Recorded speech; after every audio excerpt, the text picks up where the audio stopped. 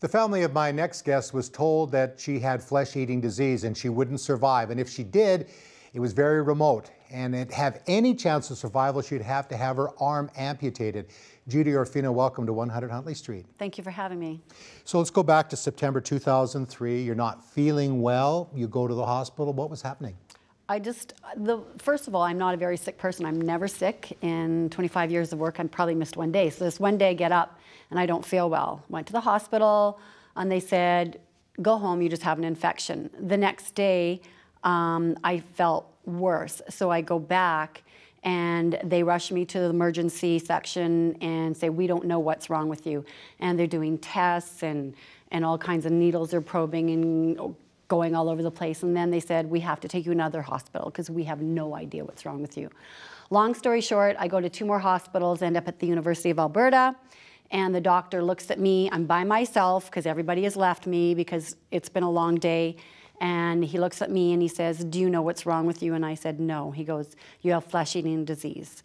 I need you to immediately sign this paper because you're either going to die or we're going to cut your arm off. Did you have any idea? I mean, you probably heard of flesh-eating disease, but did you have an understanding of what it was really all about? I didn't. At that point, Lucien Bouchard, who was in politics, I believe, had it, and he had his leg amputated. Yes. So that's all I knew. And my initial thought was, how am I going to drive? What am I going to do with one arm? Because it was in my arm. And so I was a little bit scared, but yet my choices were no arm or death. That was my only choices I was given, and I was going straight to surgery. And I asked, prior to them taking me, I said, but can I phone my husband, please? And I did. And I phoned John, and I said, John, they're going to cut my arm off or I'm going to die. And he goes, it's okay, don't worry about it. What? Yeah, that's what he told me. That was John. Yeah, I know John. We'll talk a little bit about his story in a little moment here. But so you probably thought originally that you had the flu. Yeah. And now you're being told this. A woman of faith, you and your husband John, your family, you're following Jesus, and you have 3 kids, and this is happening. So what were you thinking? Were you praying? Were you processing, or were you just in shock? I was pretty much in shock. I didn't know it happened so quickly. John was the one who was away with the kids at hockey, and he got the call initially when I first got to the hospital and said, you need to come quickly, your wife is going to die. He was the one of great faith always. He was the one who was always optimistic and had full faith. So when I was told I was going to die, they did the surgery. They did a debridement. They cut my arm open. So I kind of woke up the next day and it was good. Because you still had your arm. Because I woke up and I was like really happy because my arm was still there. And I was still, you know, just groggy out of surgery. But then I went septic. And that's generally what will kill you again, or like other than the flesh-eating disease. And so that's pretty much too. They called the family in and said, you need to say goodbye because your wife, your mom, your sister is dying. And at that point, my youngest daughter was 10 and she had the strongest faith. And she prayed that God would heal me. Yeah, Candace, your daughter. Yes, my daughter. Yeah, and so she was just saying, I'm having none of this. Yes, exactly. And so, yes, this childlike faith that she had.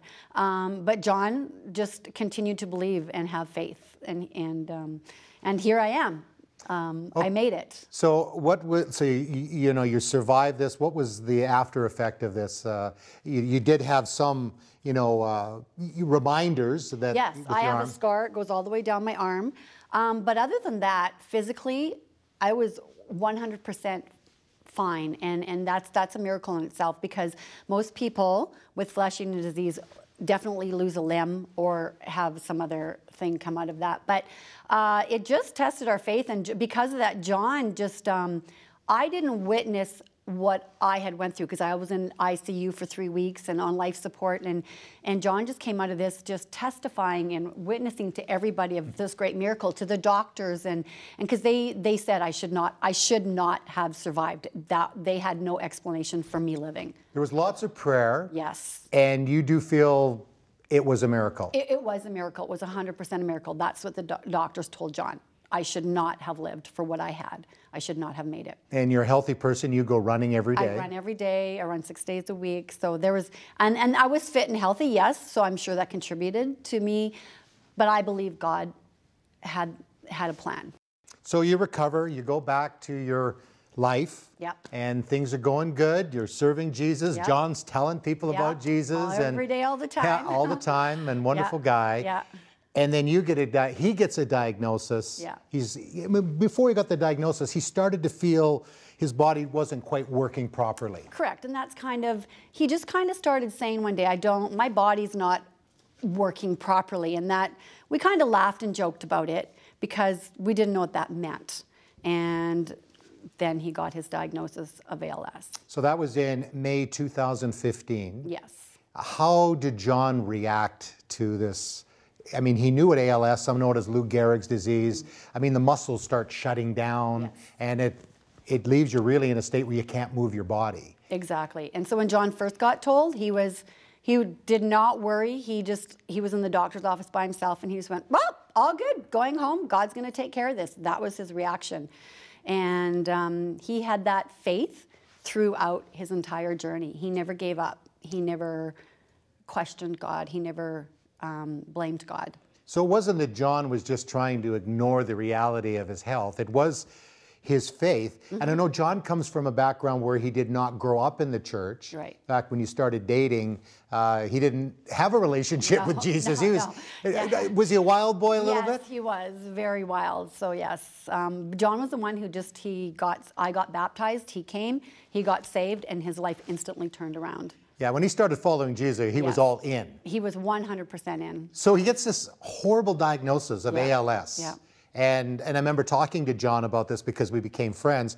He got the 3-year plan, as he said, and he knew what was going to be happening. Yeah. So he made a list of things that he wanted to do. So he went to a football game in Denver. Yes, correct. He was an avid NFL football fan for the Denver Broncos, and so he got a bucket wish list. The kids got together, sent us to a game, which was phenomenal, and he enjoyed that immensely, yeah. But his health started to deteriorate. Deteriorate, yes. And it was a 3 years. The first year was maybe not so slow, but I mean, all these little things started going. First, it was his walking was the biggest one. He had been athletic. He liked to go skating. Yes. He was the dad playing hockey on the street with the kids. Yes, he was extremely active, and he was proud of his muscles, always showing me his muscles. And if I wanted to touch them, and I said no, but he was very proud of his body and his athleticism. And so, of course, that started to get taken away from him. And first of all, he had a walker, and then it was a scooter, and then from there, of course, it went to the wheelchair, to the electric wheelchair. And so the legs were the first to go, the next were the arms, and the last thing to go was the speech. He couldn't speak in the last 6 months, 8 months. And I know that we're going to show some video of John on the scooter because he had grandchildren. Yes, and I know that, again, he was holding on because, I mean, the grandchildren were coming, and he really did believe, right up to the very moment, at least in the last few days, that God would heal him. He did. That was his belief was always, he prayed and said that every day in hospice, in the hospital for a year, that God would heal him. And his ultimate goal and wish was to get healed and come on 100 Huntley Street and tell everybody about his healing. And so instead, I'm here today to talk about John, but he is healed and he is in heaven. And I believe he's dancing up a storm in there and watching over us right now. So you get healed of flesh-eating disease. Mm-hmm. Your family's saying, they're telling, family's being told by the doctor, say goodbye. Yeah. How did that play into seeing God's miracle there and then just not seeing what you had desired for John's healing? How did that affect your faith? And it didn't affect our faith. We never wavered. We always knew God was in control, and it never affected John. He never felt that God deserted him, that he healed me and didn't heal him. He prayed up to the very last days. He just prayed for healing. He prayed for that because he knew when he was going to go off his BiPAP machine, and he never quit having faith ever. He always believed. He just believed. He spent about the last year of his life in the hospice. I had opportunities to visit John many times. And I remember that time being in there when he could only communicate using his eyes with the machine. And he said to me one day, if God heals me, I want to be on 100 Huntley Street. And I've shared this story with our staff many times. And he said, if not, I want you to do my funeral. I can tell you it was one of the most, for me, just incredible privilege to be able to wear a Denver Broncos jersey, yeah. do the funeral, and so many young people that were there. Because, I mean, your son Craig played hockey in the Western Hockey League, grew up in the St. Albert area, which is near Edmonton. And to hear John's testimony that even in the midst of ALS, losing his ability to even speak and use his body, Judee, he didn't complain. He never did. And he affected and touched so many lives of the people in the hospital. All those nurses and doctors and caregivers loved him, and he couldn't speak. And he showed the love of Jesus through just being him, and that was John, and he couldn't speak. So that just shows how much he had faith and believed in God, that they could see this through him and in that hospital room as he's dying. They'd never witnessed this before, of somebody just having so much happiness and joy, and you're dying. I know that many of the nurses, as they were saying goodbye to John, were crying. Yes. Some of them were, of course, at his funeral or his celebration of life. And so, Judee, thank you so much for sharing your story. I know you love John a lot. I loved him, and he really did make a big difference in a lot of people.